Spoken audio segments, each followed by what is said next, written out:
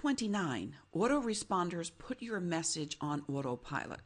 We've been talking about orchestrating referrals. We've been talking about inserting ourselves into the conversations of the people that we know, of people who are our prospects, of our strategic partners, of lots of other people. And one of the best ways of inserting ourselves into that conversation and making ourselves top of mind for the business that we do, establishing credibility and becoming market leaders, is with autoresponders and in our list building exercises.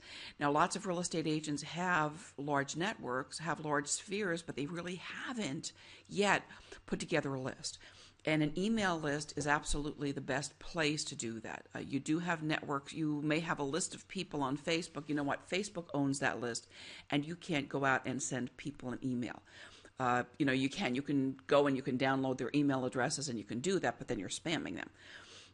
LinkedIn has some great functionality if you build a LinkedIn group, blah, blah, blah. But, when it comes right down to it, the money's in the list and you should own the list. So creating lists and putting those on autopilot is the best way to generate referrals, because that's the way you establish yourself in your market. So let's take a look at this and let's see what can you actually do, with a list. And we're going to talk about a number of things here. We're going to talk about some email applications, what we can do with them. We're going to talk about some of the best tools that you can use, and then the features of those tools that are the most important when you make that selection. So we're going to start right here with email applications. What can you do with email? Number one is, and this is probably the most widely used application of email autoresponders, and that is to create a newsletter. That is to create usually a weekly or a monthly newsletter. You can invite people to subscribe, and then you offer tips and tricks or whatever you offer in your newsletter. Newsletters are great. They're terrific tools. There are ways to do newsletters and create newsletters and publish them that are more effective than others. You want, of course, to have a high open rate. You want people to read it. You want people to click through on links, and there are lots of tips and tricks about doing that right.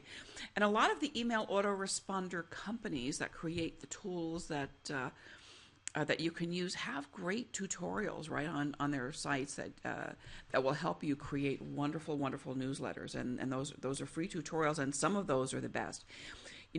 When we get to the commercial autoresponders, we're going to talk about some of the ones that work great. But one of the neat things that they do is a lot of educational marketing, and they pay marketers excellent money, and they pay a lot of money to construct tutorials that help people be successful, so they'll use their products more. And those are really good sources of information. The other thing that you can do is you can use the email to create campaigns, and that's to create follow-up campaigns for different areas. And this is a really super way to establish credibility in your marketplace. So let's take a look at the types of campaigns that you can have. You can have a campaign for HUD homes, of course. You know that's going to be the first one on my list. And you happen to know also I have created a complete campaign for HUD homes that you can download to your or copy and paste to your autoresponder. You can build a campaign for FSBOs. By the way, I have these campaigns mostly built, all of them. So at some point in time, if you're interested in taking a look at these, you can. So at any rate, you can have campaigns for HUD homes, for FSBOs, for expireds, for first-time home buyers. You can have a campaign about financing. This is a campaign that you can write, or you may want to invite some participation from a strategic partner, perhaps your favorite mortgage originator. You can have a campaign about home staging, about real estate investment, or open houses. And what a campaign is, and there are lots of elements of a campaign, but we're just talking about email here. So what happens when a person opts into your campaign, into your email autoresponder campaign, they get a welcome message, and then they get a series of additional messages that are, that are additional information about the topic. So you may have a campaign about HUD homes that has lots of different components to that. In fact, you know what I'll do? I'll put in another video here that you know, following this, that will actually show you a complete campaign, what it looks like. You may have a FSBO who opts in for some type of a lead magnet that you know, maybe how to sell your house without a realtor. Maybe that's the kind of a lead magnet you can offer them, and they will sign up for that, and then you can drip and send a series of emails after that. Same thing with expireds. You know, financing, same thing, you know, different types of financing. You might want to construct your email campaign as an e-course about different types of financing, and different aspects of financing. You know, what you need to qualify for a loan. You know, what type of income, and how do you know, what are your income qualifications? What are ratios all about? That can be a single email. How can you finance the cost of repairs in the mortgage? And that could be an email about 203K financing. And again, so you can construct a whole bunch of messages, and sometimes you can you can include all of that text in the message, right, in the email. And sometimes what you may want to do instead is just say, here is information about FHA 203K financing. I wrote a blog post about it. Here's the link. Click the link. You know, here I've written I've created a small video about how you can solve help solve your credit issues and what it takes to work on credit. You know, here's a link to my video, and put those links right inside of the autoresponder. So campaigns are a great way to use email autoresponders. I'll go to the features first, because there are features in autoresponders that matter a lot, and some of the features that are available that you may want to consider, that may or may not be important to you when you're looking for an email autoresponder of your own. One of them is for time delivery. Can you schedule the time that the email is delivered, or does it just go into a queue and get sent out whenever the software gets to it? I like to time my delivery. I like to time delivery for campaigns. I like to time the delivery between 3 and 6 a.m. and so I do that. You might want to be able to just send it on the weekdays or on certain days, and certain companies let you be very, very specific. You can send it out on a Monday, and then you can send out the next email 1 or 2 days later. You can skip weekends if you want. So some of the email delivery systems are very, very good in that regard. You may want to have a choice of good templates, especially if you're doing newsletters. If you like to work with HTML and you want template design, some of the companies use a lot of that. I don't use a lot of HTML in my campaigns, and I don't do any newsletters with HTML. I think the deliverability, while it's very, very good, the deliverability is still higher with text. And even though I do use HTML formatting in my for my own email autoresponders, I don't use anything that's very, very highly designed. I may insert a picture and a couple of links, but I don't do anything real highly designed. That's just my own personal preference. Some of them have some great newsletter designs, so if you're looking for great newsletter designs right out of the box, you can do that and not feel bad about it. You want to be, I really want to be able to create multiple lists within your autoresponder system, and that's important, because you have different lists, you have different niches, you have different campaigns, you may even have different newsletters, and you want to create different lists for people so that you can just send messages to people on a given list without sending less messages to everybody on your list. So having the ability to create multiple lists is very, very important. You also want to be able to track your opens and your clicks. If you don't know what works and what doesn't work, you don't know how to fix it. So you have to be able to track everything.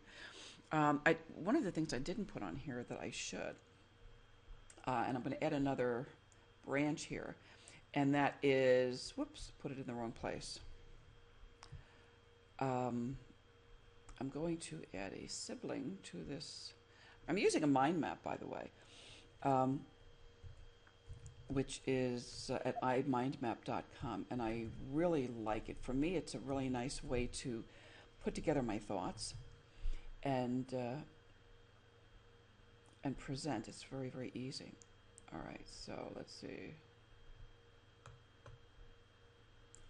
I've got that. I'm going to make it bold like everything else. All right. So we're tracking opens and clicks. The other thing I really like to be able to do is do A/B testing or split testing for a campaign. And what that is, it's the ability to write an autoresponder and send that out to folks and write two different headlines. So the it will split up the group, and half of the group will get one headline and half will get the other headline, and you can see what the open rates are for one headline versus the other. I like that. It gives you an idea about what your folks are doing. How hot or how cold your list is, depending upon how the familiarity of your email, and so forth. At any rate, we can go real deep into that. I'm not going to do that right now, but that's something that I like to do a lot. I also like the ability to segment a list. So let's say you are sending out a blast to people, a broadcast, and you are sending it out, and you've got a bunch of people who have maybe opened your email 5 or 6 times. Well, that indicates some really serious interest in whatever you're doing. It also may indicate that they're sharing your email a little bit, and you can actually segment that list and send them another note relevant that may be a follow-up that takes your discussion a little deeper. Or you can segment your list by seeing who does not open it, who doesn't open your email, and wonder why they didn't. If you have a newsletter and you're sending out a newsletter every week and you have an open rate that is less than 15%, what you might want to do is you might want to go and segment that list, and for everybody who didn't open it, just put another subject line on the email and resend it to the people who didn't open it in the first place, and see what happens there. I think a lot of what happens with newsletters is people send out the same subject line over and over again, and if that's not a really compelling newsletter and people aren't really just waiting with bated breath every week for it to arrive, that you're gonna see a slowdown in open rates. So segmenting lists is very important. Deliverability is also very, very important. I make my decisions based in large measure on deliverability. A lot of autoresponder companies don't have real good deliverability rates. I've had less success with some than with others, and deliverability is very, very important. Having the ability to have a double opt-in. I like a double opt-in option. I don't necessarily use a double opt-in. It's a permission-based thing. We can get real deep into that some other time, but a double opt-in option is important. And third-party integration is really, really important. I want to be able to take that web form, that subscription form, and I want to be able to use it on my blog. I also want to be able to use it in a lot of other software tools that I use that are very, very, that get that are somewhat advanced, and they don't work with every single autoresponder. So I want to be able to take my autoresponder web forms, and I want to be able to use them in other places. Okay, so there are the features. Now I'll tell you a little bit about the commercial autoresponders that I use, that I have used, and what I like about them. All right, the two at the top are my favorites. I use Aweber. I love it. I love Aweber, and I also love that Aweber now has a new integration with a software called Call Loop that lets you integrate voice technology, and you can use telephone technology to send people a recorded message to their phone. You can also instruct the software to not deliver it if they pick it up. I mean, this is one of those campaigns that you can use for some kinds of prospecting. In the old days, we used to call it IVR, which is interactive voice response, and it used to be very, very expensive. I used to have a program when I was in Pennsylvania. It was very expensive, but it was very, very good. Right now, that technology has really scaled, and it's become very, very inexpensive. And Aweber has a really nice solution with this partner over at Call Loop. And I'll be sure to put a couple of links down below because you can use those to get in. And they're affiliate links, so if you use my affiliate link, I get a couple of dollars when if you purchase it. And whenever you buy anything using one of my affiliate links, send me a receipt if you like, and because I've got some special training programs for lots of these tools that I offer as a gesture of goodwill for people who use those affiliate links. So I've got some really special training when you do stuff. Same thing with Instant Customer. Instant Customer is a very integrated platform. It's a very high-end platform. It's an agency-level platform. And with Instant Customer, I have email autoresponders, SMS autoresponders. It builds in a QR code. It builds in a squeeze page generator, a landing page. You can host evergreen webinars over there. And you can do that all within a single dashboard. And it has all of the features that we talked about and then some.